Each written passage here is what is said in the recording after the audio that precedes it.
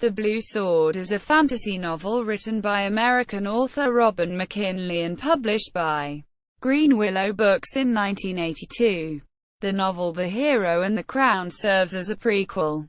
The Blue Sword has received several awards, including Newbery Honor Award, Ayla Best Book for Young Adults, and the Ayla Notable Children's Book.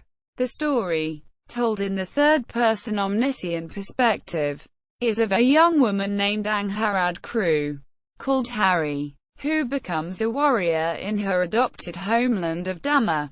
Plot summary from the publisher. This is the story of Harry Crewe, the Homelander orphan girl who became Harry Midsol, King's Rider, and heir to the Blue Sword, Goncharan, that no woman had wielded since the Lady Era in herself bore it into battle.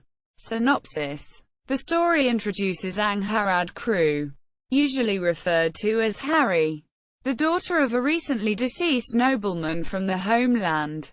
The orphaned Harry crosses the ocean to join her brother Richard in Easton, the homeland's remotest colonial town and military outpost in the royal province of Daria. Soon after her arrival, the outpost receives a visit from Corlath, king of the native hill folk who still view the land as their own, the ancient country they have always called Damar.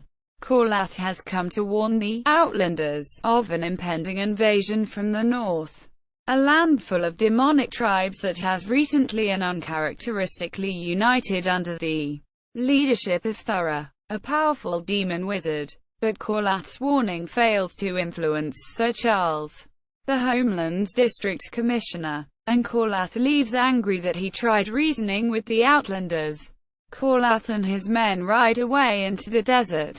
However, his Keller, a magical element of the royal bloodline, incites him to return and kidnap Harry.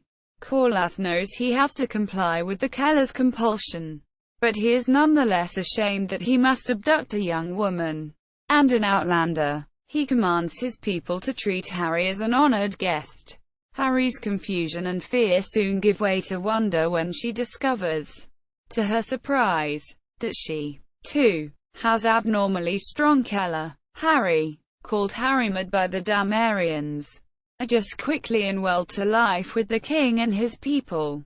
As Corlath and Mathan help her learn their customs and history, she is learning the language and feel at home by her Keller, and soon adopts the customary dress and horseback riding skills of a born Damarian. Despite this, Harry is somewhat puzzled at her connection with the people of Damar, as she had been born and raised in the homeland, based on her connection with the legendary heroine Lady Erin, called Dragon Slayer and venerated as a fierce warrior, whom Harry has seen in vision. Corlath decides that Harry will enter the Laprun Trials, an annual competition which proves if a man or woman is worthy to wear a sash, which only sword-bearing citizens can wear. Mathan teaches Harry to ride and to fight like a warrior, which she does, and is even able to push him off of his horse while fighting her. When she takes part in the Laprun Trials, she does extremely well, becoming the Laprun Minter, or first of the Laprun. This is seen as a good omen for the Damarian people because the Laprun Minter is a female warrior, and there have been very few since the age of Erin. Corlath makes her a king's rider and gives her a blue sword named Goncharan that belonged to Lady Erin, and Harry becomes known as the Damar Sol, or Lady Hero. Corlath decides to take a desperate stand against the Northerners with his small army and the 19 King's Riders. First, he chooses to visit the ageless seer known as Love, who tells Harry she has a choice ahead of her and that he hopes she will make the right decision. Love, like Corlath and Mathan, will tell you her little of Erin, but he surprises Harry with the observation that she is very like the ancient heroine, whom he'd known long ago. As the riders discuss their battle plans, Harry points out that Corlath, still angry at the Homelanders, is ignoring the threat posed by a small pass near the Homelander border. He brushes her off, but Harry, torn between loyalty to her homeland and a newfound love for Damar, knows the Homelanders will be better able to defend the pass if they are forewarned. Despite Corlath's direct orders to the contrary, she decides to leave and bring them word herself. While there, Harry learns from her friend Jack Dedham that she and her brother are both part Damarian, through their great-grandmother on their mother's side of the family. Harry amasses a small fighting force of friends and allies, both Damarian and Homelander. Together they attempt to hold the pass, only to find that Thuror is bringing the majority of his force through there, rather than where Corlath predicted. The two armies engage in a fierce, bloody battle. Harry briefly clashes swords with Thuror himself on the slope below the pass and barely survives.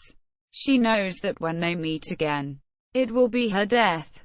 Harry, acting under the compulsion of her Keller, climbs the mountain, falling into a vision-laced trance, and calling for help from Aaron and Corlath. Harry begins shouting in the old tongue of the hillfolk, and Goncharan throws off sparkling, eddying waves of light which cause the mountainside to shear and break away, rumbling into the valley below to crush Thuror and his army. After she regains her strength, she returns to Corlath, fearing his disapproval, not only because she disobeyed his direct orders, but also because she lost the sash she wore as King's Rider. She knows that Corlath will be forced to honor her as the savior of Damar, but she is afraid that he will personally hate her for disobeying him and proving him wrong. Harry has realized that she is in love with the Damarian king, and desires not only his respect but his love, while she has been gone. However, Corlath, aware that he has fallen in love with her, has been tormented by the thought that Harry had forsaken her loyalty to him in the desert entirely. When she returns from the past, they express these concerns to one another, and finally confess their love. During the celebrations after this public declaration, however, he reveals that her teacher, Mathan, has been mortally wounded. Distraught by the news, she rushes to his side and eventually Corlath helps her heal him, along with many other members of Corlath's army. Upon returning to the capital city of Damar, Harry and Corlath are married. Harry's brother Richard, who chose to accompany her back to Damar, marries a Damarian woman named Kentar the following spring. Harry and Corlath eventually have 4 children. During this time period, formal diplomatic relations open between the homeland and Damar, in part due to Harry's efforts. Major characters: Harry Crewe, protagonist, a penniless orphan who is sent off to the remote colony of Daria to be near her brother Richard. Proud, stubborn, and willful, she clashes with many personalities around her. Because of her magical gift and willingness to learn, she finds her place among the hillfolk while still holding on to the culture of her homeland. Corlath, king of the hillfolk of Damar and one of the few who still possess the magical gift. Though he is loved by his people, he too is proud and stubborn in acting in what he believes to be his people's best interests.